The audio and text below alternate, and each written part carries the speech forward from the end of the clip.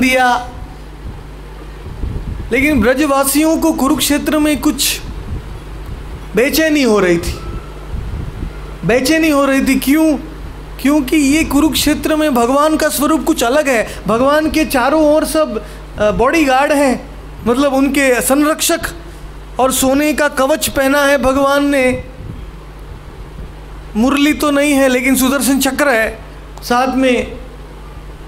तो ब्रजवासी बोले, हमारे हृदय की दिल 100 साल के बाद मिले हैं भगवान को, लेकिन दिल की बातें खोल के कैसे बताएं? वो प्रभु तो राजवेश में है, हम कैसे बता सकते? बहुत चिंता में थे ब्रजवासी, मन ही मन रो रहे थे। उतनी देर में नंद यशोदा ने बोला, कृष्ण चलो हमारे साथ निर्जन स्थान में, हम तुम्हारे साथ ऐसे बात नहीं कर सकते। ये भाव हमें नहीं आता है इस स्थान में, ये तुम्हारा अलग स्वरूप है। तो भगवान अकेले गए नंद यशोदा के साथ। तो नंद यशोदा ने जैसे ही भगवान को देखा, भले राजवेश में थे, नंद यशोदा ने भगवान को गोदी में बिठा दिया, कृष्ण और बलराम को। बहुत बड़े हो चुके थे भगवान, तो भी वो वात्सल्य भाव कम नहीं हुआ। इसीलिए ब्रज का प्रेम द्वारका के प्रेम से ऊंचा है, क्योंकि राजा के वेश में देख के भी ब्रजवासी लोग भगवान को राजा नहीं मानते, वो अपना सखा मानते हैं, अपना पुत्र मानते हैं, अपना प्रेमी मानते हैं। तो ऐसा प्रेम किया यशोदानंद ने। फिर गोपियों ने, राधा रानी ने कृष्ण को अलग बुलाया निर्जन स्थान में, कुरुक्षेत्र में।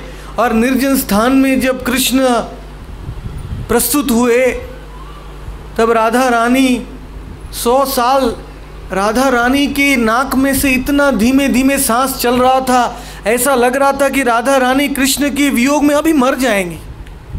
इतना विरह हो गया था राधा रानी को। महाभाव स्वरूपिणी राधा ठकुरा। यही विरह गौरांग महाप्रभु को हुआ जब पहली बार वो जगन्नाथ मंदिर में वो दौड़ के आए। 18 नला ब्रिज है जिसके 18 पहिए है, जगन्नाथ 18 खम्भे हैं। आप पुरी में आएंगे तो आप देखेंगे 18 नला नाम का ब्रिज जिसके 18 खम्भे हैं। तो जब गौरांग महाप्रभु पहली बार पुरी में आ रहे थे, तो वो जैसे ही वो ब्रिज को पार कर रहे थे, उन्होंने जगन्नाथ का मंदिर देखा, श्री मंदिर। उसके ऊपर जगन्नाथ भगवान कृष्ण बांसुरी बजाते हुए उनको दर्शन हुए। तो वो दौड़े, 18 नला से इतने तेजी से दौड़े कि सीधे जाके मंदिर में जाके जोर से गिर गए। जैसे ही वो गरुड़ स्तंभ के निकट में आए, वो गरुड़ स्तंभ का जो मंडप है उसको नाट्य मंडप कहते हैं। उसके पीछे भोग मंडप है, बीच में नाट्य मंडप है, उसके बाद जगमोहन है, उसके बाद गर्भगृह है, मुखशाला है, देउल है, विमान है, उसके कई कई नाम है। तो जब महाप्रभु देखा जगन्नाथ को, वो जगन्नाथ को आलिंगन करने की इच्छा हुई, लेकिन वो भाव नहीं, बाहरी चेतना नहीं रख पाए, ऐसे मृत जैसे हो गए। जैसे राधा को कुरुक्षेत्र में देखने से जो भाव आया, वही गौरांग महाप्रभु को नीलाचल में पहली बार जगन्नाथ को देखने से आए। जैसे ही वो बेहोश हो गए, सब लोग, पंडा लोग बोलने लगे, अरे ये तो मर गए, ये कौन है, सांस भी नहीं आ रहा है। लेकिन सार्वभौम भट्टाचार्य पुरोहित जो पुरी के, वो आगे बोले, नहीं नहीं नहीं नहीं, ये मरे नहीं हैं। एक कापूस, कॉटन लिया और नाक में लगाया गौरांग महाप्रभु का, तो बहुत धीमे से सांस आ रहा था। 5 मिनट में 1-2 बार सांस आ रहा भगवान का। इसको कहते हैं महाभाव। तो ये महाभाव राधा रानी को कुरुक्षेत्र में पैदा हुआ। 100 साल से भगवान के विरह में हैं, उनको बाहरी चेतना नहीं, किसी भी तरह भक्तगण उनको कुरुक्षेत्र में लेके आए हैं। और अब अभी वायर हिल गया। हरि बोल। हरे कृष्णा कृष्णा हरि बोल, हरि बोल, हरि बोल।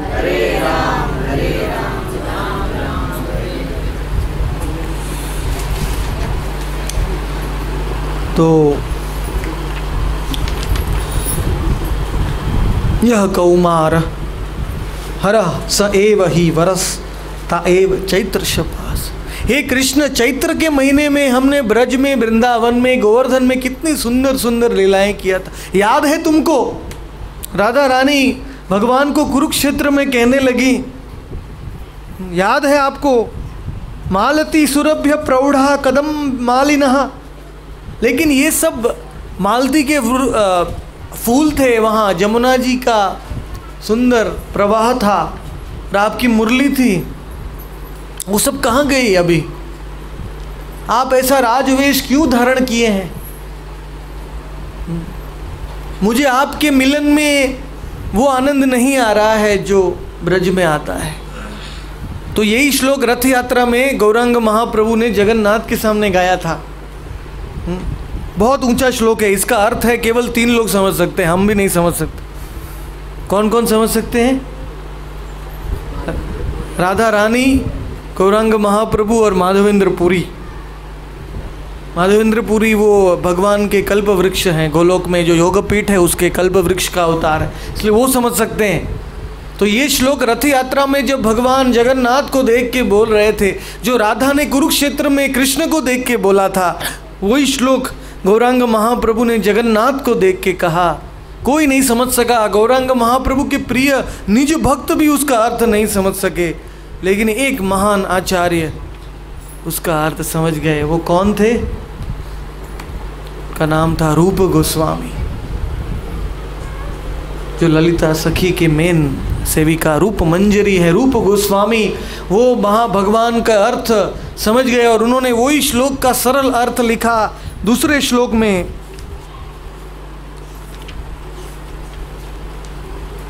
प्रिय सोयम कृष्ण सहचरी कुरुक्षेत्र मिलितस तथा हम साराधा तदिदम उभयो संगम सुखम तथापि अंत खेलन मधुर मुरली पंचमजुषे मनो में कालिंदी पुलिन विपिनाय स्पृहति। हे कृष्ण, तुम कृष्ण ही हो और मैं राधा ही हूं, और अब हमारा दोनों का मिलन हुआ है, लेकिन ये मिलन में मधुर मुरली नहीं है, वो पंचम सुर नहीं है, और वो कालिंदी नहीं है, जमुना नहीं है। इसलिए हे प्रभु, मैं आपको वृंदावन ब्रजभूमि में वापस ले जाना चाहती हूँ, ताकि हम हमारी लीलाओं को वापस आरंभ करेंगे। तो भगवान हंसने लगे। भगवान ने बोला, हे राधे, मैं तो ब्रज में वापस नहीं आ सकता, मैं तो द्वारका का राजा हो गया हूँ। अभी बहुत मेरी ड्यूटी है, मेरे बहुत कर्तव्य हैं, कितने यदुओं का पालन पोषण करना है। अभी द्वारका का पॉपुलेशन ही कितना हो गया है? 1 बिलियन मिलियन से लाखों से ज़्यादा द्वारका का जनसंख्या, इतना भगवान की प्रजा इतनी ज़्यादा हो गई। भागवत में आता है, मैं नहीं छोड़ सकता। तो राधा रानी ने कहा, आप द्वारका नहीं छोड़ सकते, लेकिन हम आपको नहीं छोड़ सकते हैं, हम आपको ब्रजभूमि में ले जाएंगे। आप साक्षात नहीं आएंगे तो आपको हम मन में ले जाएंगे, आपको हम रथ में बिठाएंगे, हम रथ बनाएंगे, आपको रथ में बिठाएंगे और हम आपको वापस ब्रजभूमि में ले जाएंगे और आपके साथ वापस वही लीला, रास लीला प्रदर्शित करेंगे। तो भगवान बहुत ही आनंदित हो गए ये सुन के।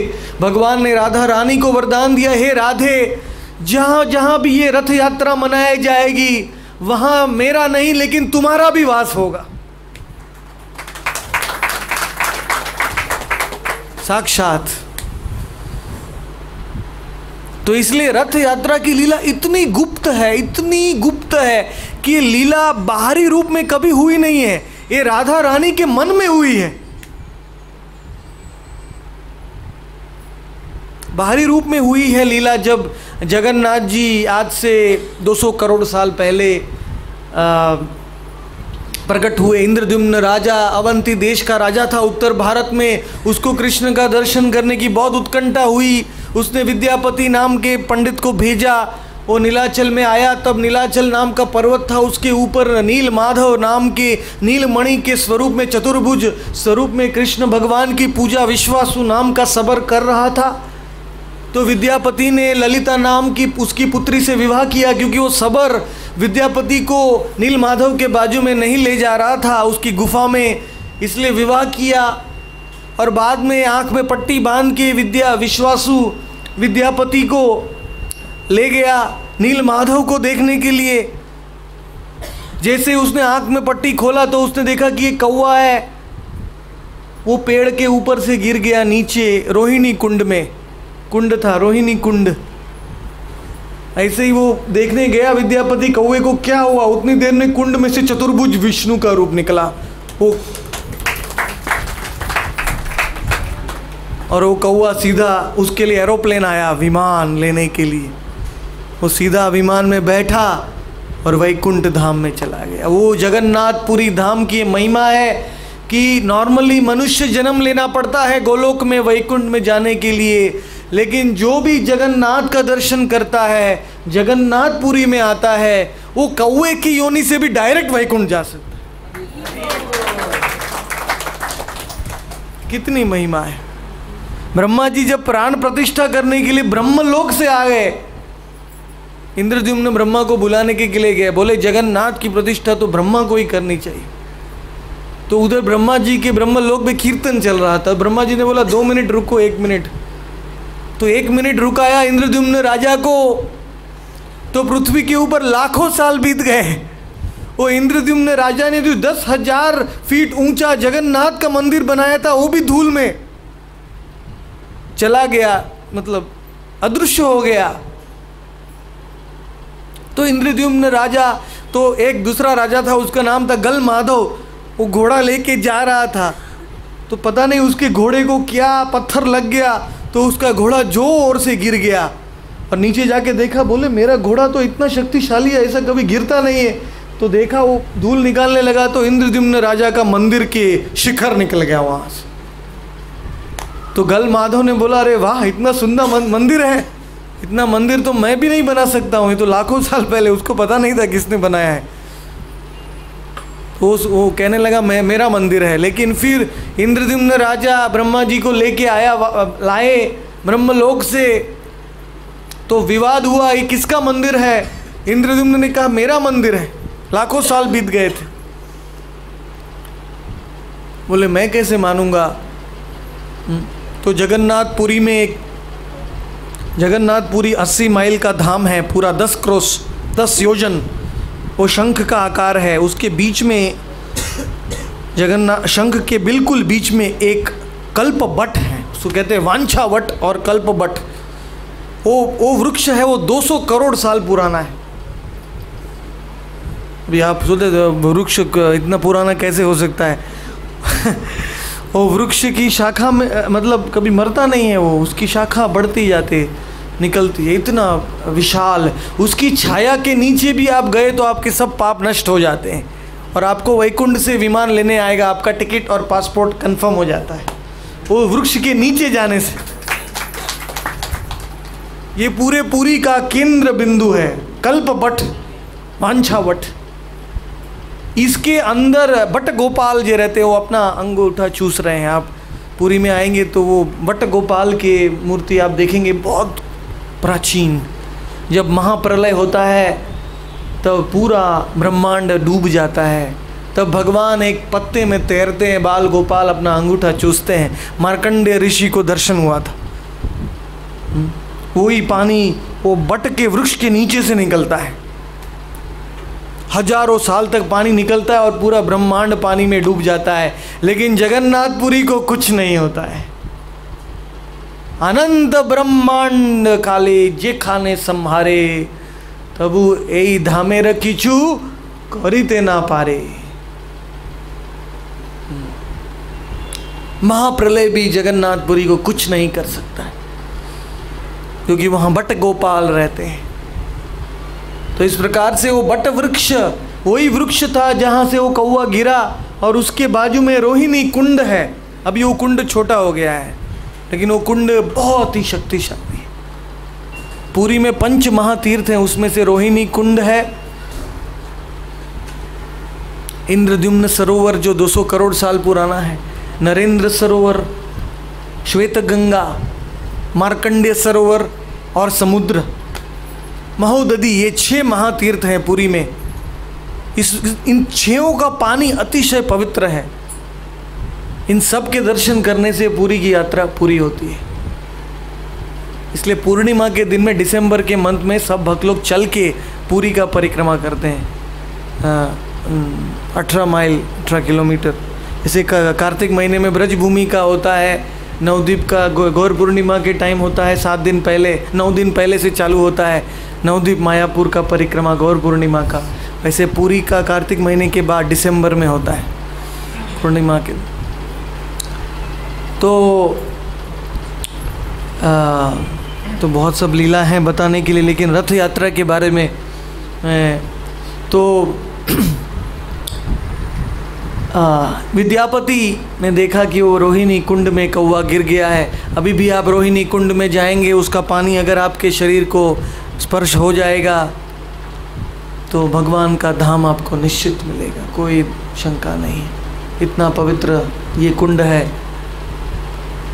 तो विद्यापति ने नीलमाधव का दर्शन किया, सेवा किया, लेकिन विश्वासु ने कहा मैंने ये आकाशवाणी सुनी है कि जब तुम आओगे और तुम नीलमाधव का दर्शन करोगे, बहुत ही जल्दी नीलमाधव अदृश्य हो जाने वाले हैं और यहाँ जगन्नाथ जी का प्राकट्य होने वाला है। ब्रह्मा जी टोटल 100 साल तक जीते हैं ब्रह्मलोक में, उसमें 50 साल तक जगन्नाथपुरी में नीलमाधव की पूजा होती है और आखिरी 50 साल तक जगन्नाथ की पूजा होती है। तो इसीलिए पुरी का रथ यात्रा बहुत ही प्राचीन है। इसको महावेदी यात्रा कहते हैं, गुंडीचा यात्रा कहते हैं, इसके कई कई नाम हैं। पुरी में कोई रथ यात्रा नहीं कहता है इसको गुंडीचा यात्रा कहते हैं, क्योंकि भगवान जगन्नाथ का जन्म गुंडीचा मंदिर में हुआ।